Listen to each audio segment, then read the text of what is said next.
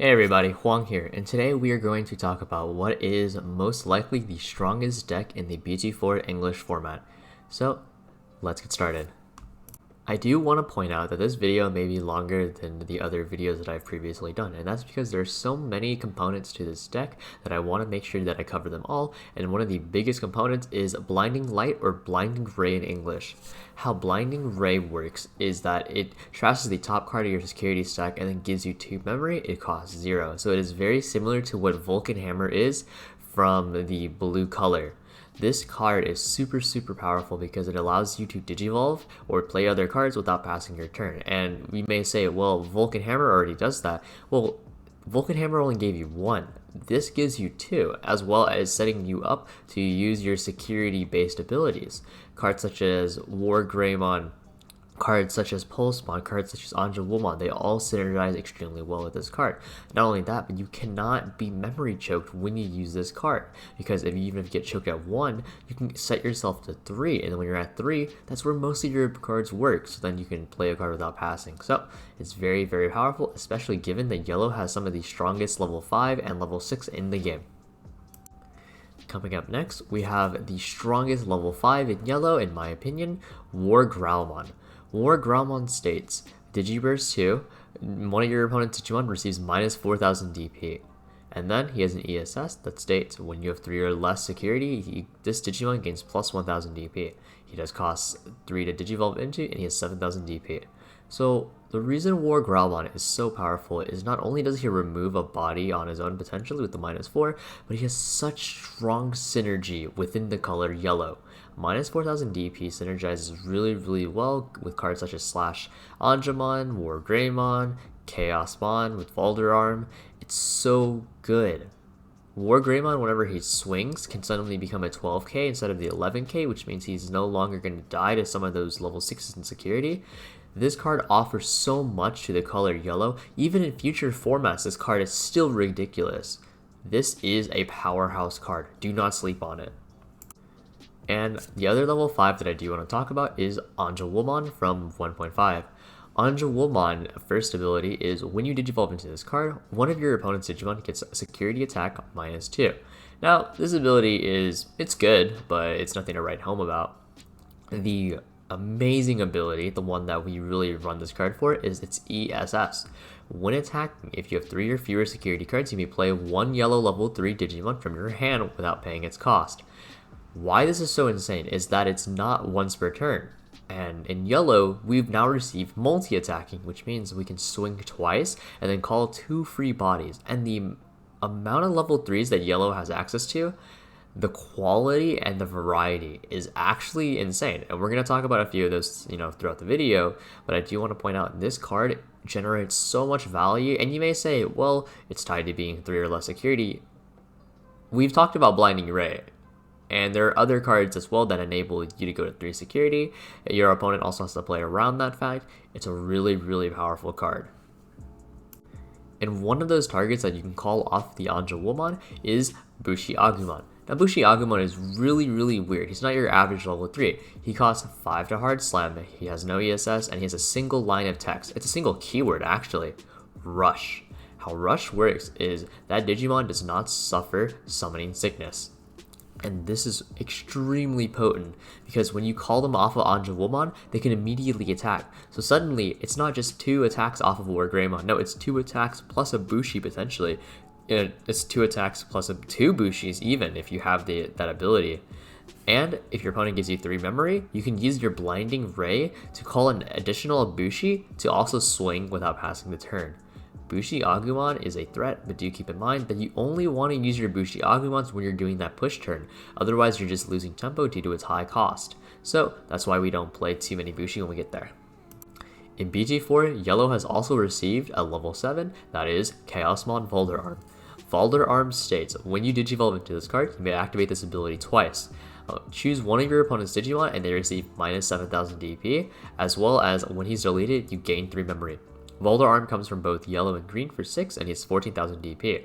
Chaosmon is super good in yellow because that minus 7,000 DP can either target the same target, so you can remove a single large body, or you can target 2 separate targets, so you can target and destroy 2 medium to small bodies.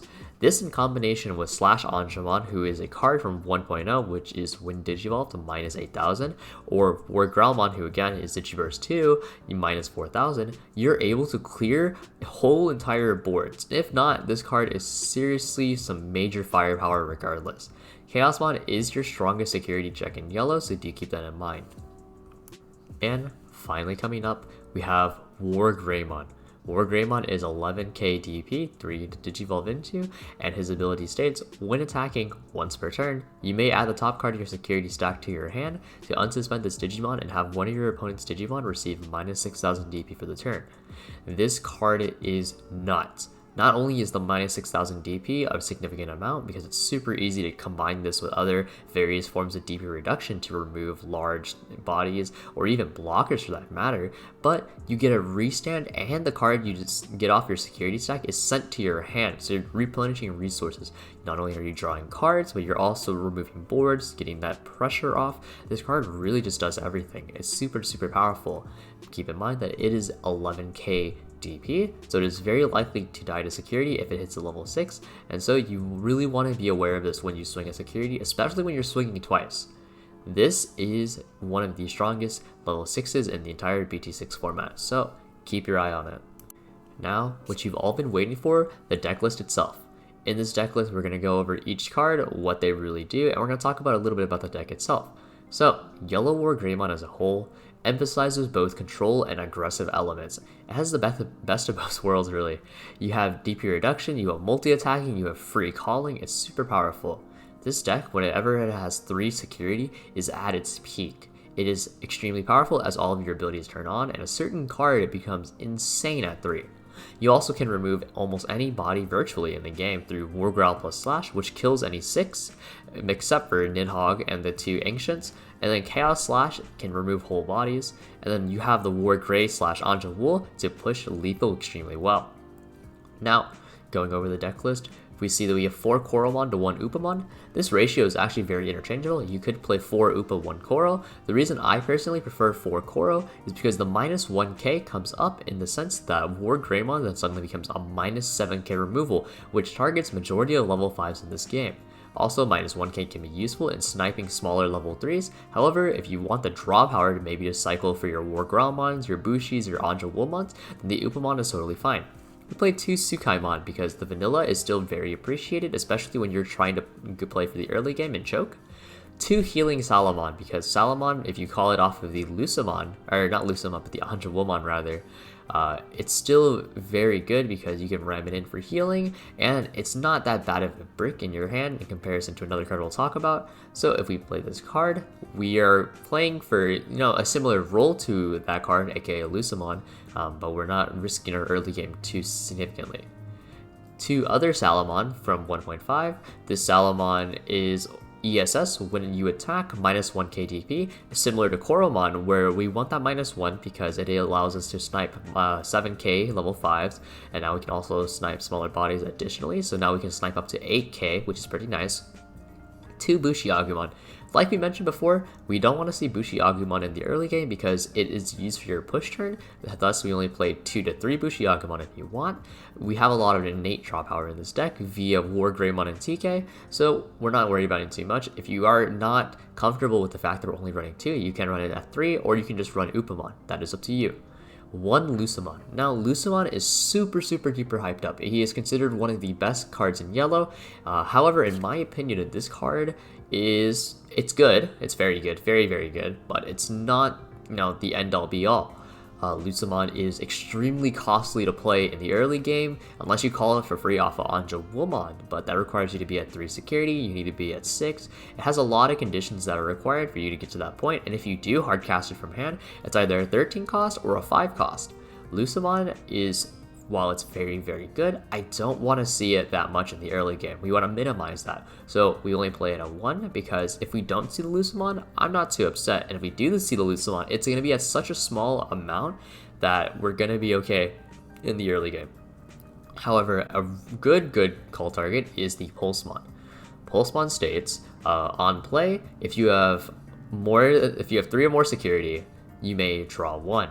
And then his other ability is when on play, if you have 3 or less security, you may gain +1 memory. So when you're at 3 security, you would get both a draw and a +1 memory. This is really crazy because you can set yourself to 3 relatively easily. Not only that, but you can call these off of Anjouwon. So if you're on Wargreymon with Anjouwon, and then you can call double Pulsemon, that's draw 2 and +2 memory. Pulsemon is very, very potent. However, if you can't afford Pulsemon, because I understand it's a promo, that's totally okay. There are lots of other good level 3s in yellow to replace that card. That just goes to show how crazy yellow level 3 lineup is. Yellow has a fantastic level 3, 5, and 6. And then we play 3 Patamon, because Patamon is you gain memory whenever you DP reduce. So if you have Wargreymon or Slash or Wargrey or even Chaos, you're most likely going to proc that and get +1 memory, which can really help alleviate those costs. So Patamon is fantastic. We play 4 Terriermon and 4 Pedomon, both because they're 1-cost evolutions. Pedomon, however, is the newly added 1-cost blocker in yellow. We play 3 Unimon because yellow, despite having the best level 5s, fantastic level 3, and very good level 6, it has, in my opinion, the weakest level 4 lineup out of all 6 colors. And there's not a lot better than Unimon, who's just a blocker, so we just play Unimon. We have 2 Antilamon because cheap evolution and tangent with Blinding Ray. So off of 3 memory, we can go 1-cost Evo level 4, Antila, and then into Slash or Wargreymon, which is super powerful. Going level 5s, we'd play the 3 Anjouwon. Anjouwon is extremely potent, as we mentioned before. It enables all of your combos. However, we do want to keep in mind that this card is very much so something that we want to use to push and either gain a good tempo. However, it is very conditional. You don't want to use your Anjouwon effect if you're sitting on Slash. So we only played at 3. And then we play the 4 Wargreymon. Like I said, this is the strongest level 5 in yellow. It has insane synergy with both level 6s that we are running. We want to see this card constantly. We play 3 Slash in our level 6 lineup because Slash is a very good at removal. With Wargreymon, he removes any single level 6, again, except for the Ancients and Nidhogg. However, we only play him at 3 because he doesn't do a very good job at pushing. The push in this deck is Wargreymon. So I do keep in mind that you can actually play 4-4 between Slash and Wargreymon. You could play 4 Slash, 3 Wargreymon, and then you have this ratio, which is 4 Wargreymon, 3 Slash. Any of those ratios is acceptable. It just really depends on how you want to approach it as a deck. And then we play 3 Chaosmon because Chaosmon is way too good in combination with these level 6s. However, you can play only 2 Chaos. 2 Chaos is totally acceptable because understandably it is level 7, so it can be bricky in the early game. But 3 is also good as well, so 2 to 3. We play 3 Blinding Ray. You can actually get away with 2 Blinding Ray because sometimes you only need the 1 Blinding Ray throughout the entire game, but 3 is if you want to see it very often. You do keep in mind it has no security effect, so if you do see the security, it very much so is a dud. But 3 Blinding Ray, because we've talked about how it prevents you from getting memory choked and how just insane it is, really. And then 2 TK. Excuse me, you see like my little Steam notification in the corner, but it will play 2K. 2 TK.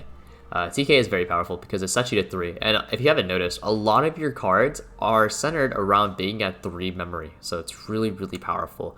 Not only that, but it allows us to search for our combo pieces. Do keep in mind, if you do grab Chaosmon, you do not heal, okay? That is a really big thing I do want to point out when you're playing this, because prior to this, we were playing mono yellow. Well, now we have that white card that we should be aware of. Now that we've discussed the deck list, let's talk about some of the techs. This deck is very flexible. You can run varying amounts of healing, DP reduction, or you can alter the cost of your deck, implementing more 2-cost level 5s, etc., right? Cards that may see play because they are still very fantastic cards. We just, we only have 50 cards to fit it in. Starter deck Anjouwon that heals when Digivolve. BT4 Salamon and Gatomon, the ones that minus 1k DP ESS, that card is still very good. You can just run those because, like we said, the -1 does add up. And then you have cards like Kudomon, who when you play it, you can then snipe a memory blocker. So we can call it off of Anjouwon ability, and then snipe a Terriermon or a Gazimon, or whichever it may be. There are other cards that I didn't mention specifically on this slide, but it's cards like Shakomon, who's really fantastic versus Rookie Rush. There's cards like Wargreymon, if we want to get that free Tamer out, and then we can also branch into red cards from that. I know in English format, One of the most popular things that we see is security control red yellow. You can play Wargreymon and then tech in a delicate plan so then that your Wargreymon can double swing without proccing any of their security effects. That is also really potent. But keep in mind, techs are based on the meta. It's based on your locals. It's based on how you feel as a player. A lot of different things. But that's why Digimon deck building is so unique and fantastic, is that we have so many cards to consider, that it's not just, oh, this is the best list. No, this is a fantastic list, but we can change it. There's way too many good options. Now, talking about the matchup, I do want to put some emphasis on the slide. In Japanese BT4, Wargreymon's biggest contender was Nidhogg Green. However, due to the green hits, this may no longer be the case. A lot of English players were worried that Wargreymon Yellow may be contested, and that was before, however, we did receive the anniversary promos. Going into English BT4, I'll be real, we don't know what's going to happen. And the reason for that is because, the Japanese format was ended preemptively very soon because of certain circumstances that ended the tournament scene temporarily, and as a result, we didn't gain a lot of data. Not only that, but due to lack of data in combination with our card pool being different compared to back then, our English format is going to be completely different.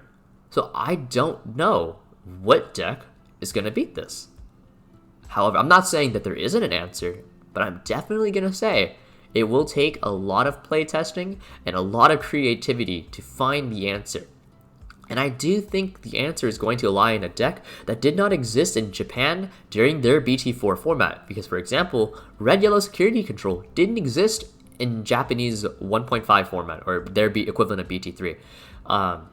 But it did in ours. So that's an interesting adaptation. You also notice Japan really likes Sarismon and Omnimon Red, whereas here in America, we really like Shine Greymon and Rookie Rush. So again, really interesting adaptations that are from region to region. So definitely playtest and see for yourself what may be the answer. And now, closing thoughts.